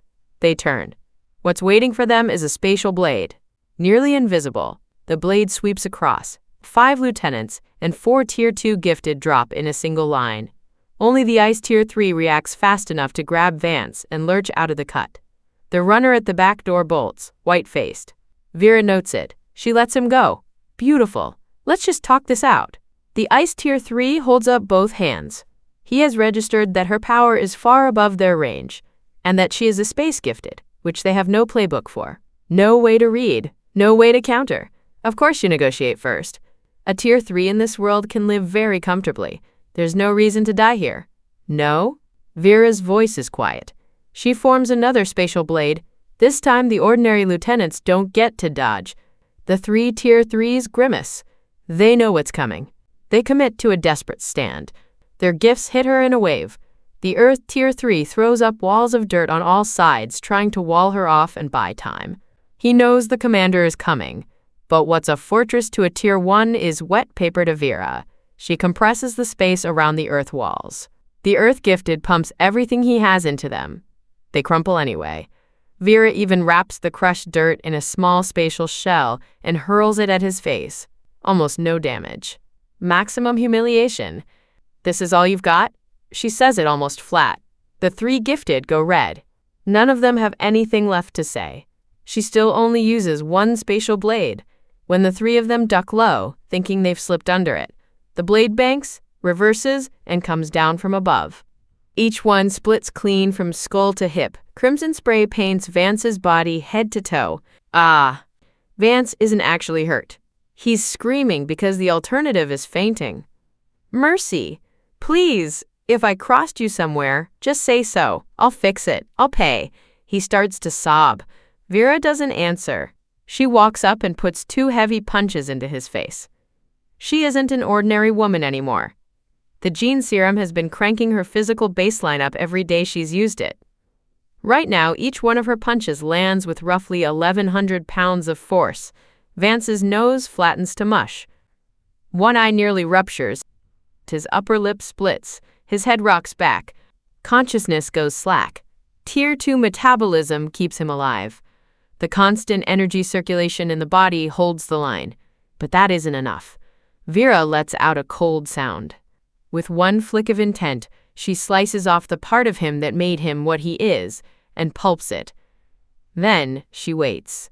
Because she wants the older brother, the one who let this creature grow into this, to come see what's left. She doesn't linger. She gathers Rosalie, Ivy, and the rescued women and heads out. She needs eyes on Kai, on the mental link. Got them? Kai. Yeah. Storage warehouse, south side. She moves the group that way fast. When they arrive, Kai has already injected Aunt Lin and Uncle with bioenergy. They look ravaged. Their clothes are stiff with dried crimson. Aunt Lin! Uncle! Vera rushes over. Are you okay? Ivy trails her, eyes wet. She throws her arms around Aunt Lin. Aunt Lin's whole face shakes. Vera, Ivy, thank God you're both here. Through Kai, she has already heard pieces of what Vera has been through. Her own son was carried on Vera's back through most of it. Heaven sees, she thinks. I did not choose wrong. We were among the first into this base. Aunt Lin holds Vera's hand.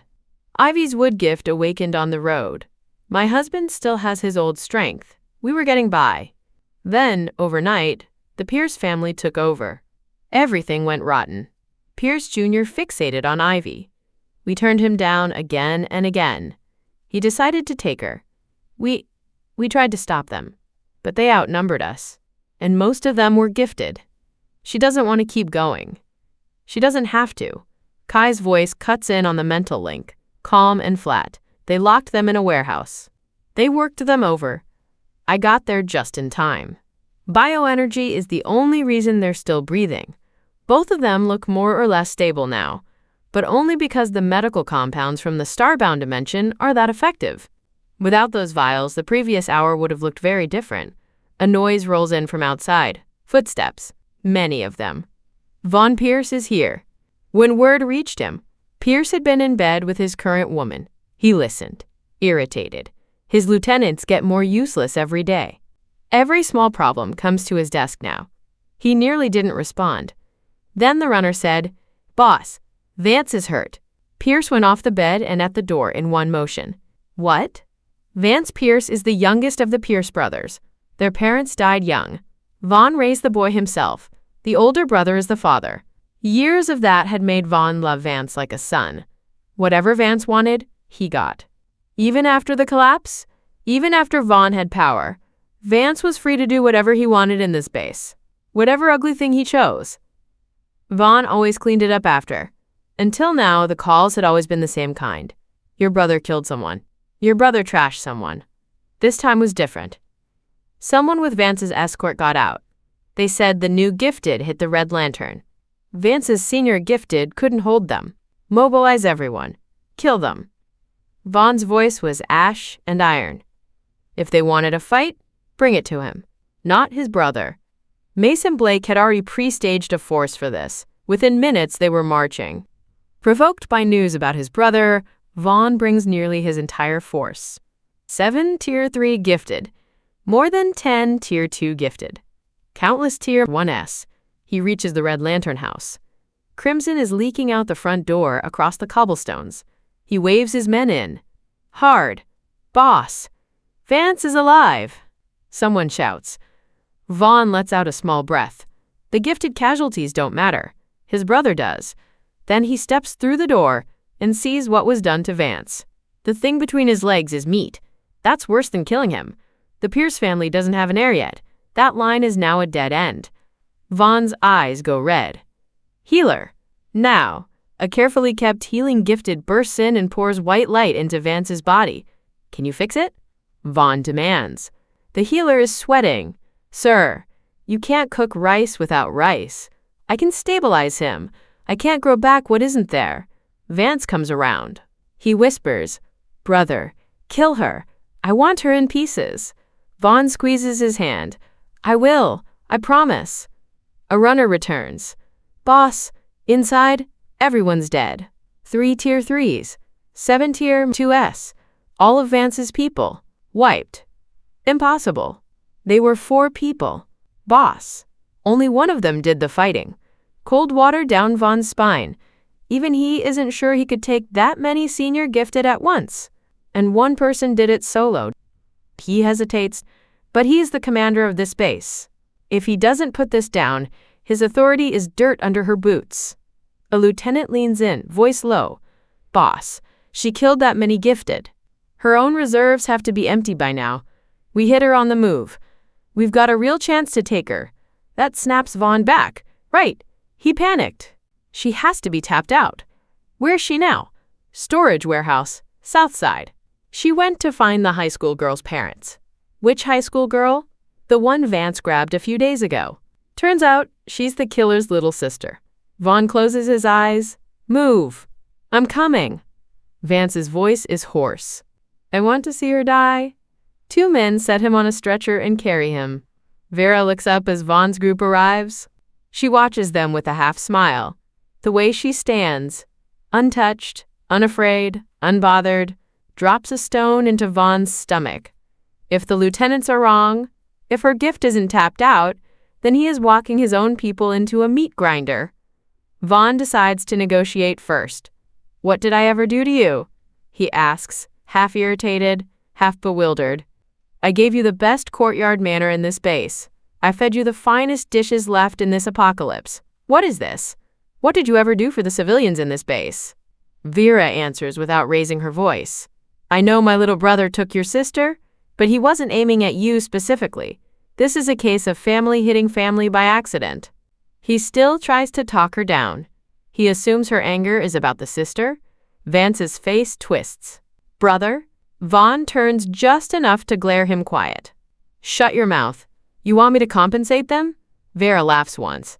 I could offer it. They couldn't accept it. Vaughn's face hardens. You really came here just to start something. He has bent his neck and offered her a way down. She has not stepped down. This isn't getting solved with words. Vaughn's hand moves behind his back. A small gesture. A mental gifted in his ranks understands and fires mental force into Vera's skull. The strike hits a wall and dies. The man who threw it staggers, white as paper, like part of his soul was torn out. Kai. Not only did Kai stop the strike, Kai had just discovered he could absorb it. He pulled the loose mental force in. He could feel his own reserves go up a notch. On the link, Kai, they've got a mental gifted. I ate the probe, Vera. That powers you up? Kai, like a Z-core. Same effect. Rosalie. That is the coolest thing I have ever heard. On Pierce's side, his crew is rattled. Dion. What happened? The mental gifted answers, shaking. His mental is way above mine. He swallowed my force. Dion himself only reached Tier 3 by leeching off other mental gifted. Today he ran straight into something bigger than him, a cicada trying to shake a redwood. It's over. Their mental gifted is strong too. Just the space one alone. We were already in trouble. Plus a strong mental? What are we doing? The rear ranks start to peel off. But some still won't quit. 2 Tier 3s commit. A fire gifted, a wind gifted. Longtime partners. They have never lost paired. The fire gifted condenses a wall of flame. The wind gifted shapes it into a roaring vortex and drives it at Vera. Ambient heat spikes. The fire takes the shape of a red dragon, jaws open, lunging. Vera tries something new. Spatial redirection. She tears a slit in the air in front of her. She places the exit slit just behind Vaughn's column. She lets a small, expectant smile cross her mouth. Vaughn senses it. Brace! Shield. His Tier 3s spin up barriers fast, protecting the inner circle. The rear ranks aren't covered. A Tier 3 fire gift normally peaks at 300 degrees Fahrenheit. Wind-fed, it climbs higher. Seconds is all it takes. The lieutenants in the back go up like torches. They scream. Then they are ash. The fire gifted tries to recall the flame. Too late. Aunt Lynn and Uncle look away. They don't watch. They both know. Anyone who walks behind Von Pierce is not innocent. Whatever happened to those men was earned. The women Vera pulled out of the red lantern stand in the back. They do not look away. Most of them were brought in by exactly these lieutenants. Some of them were violated by them. There is a quiet, ugly satisfaction on their faces as the men burn. Vaughn's people have lived soft for too long. Now they finally meet someone stronger than them, and the will to fight head-on isn't there. Wait. Vaughn stammers. You're strong. Fine. But you've got civilians in your group too, don't you?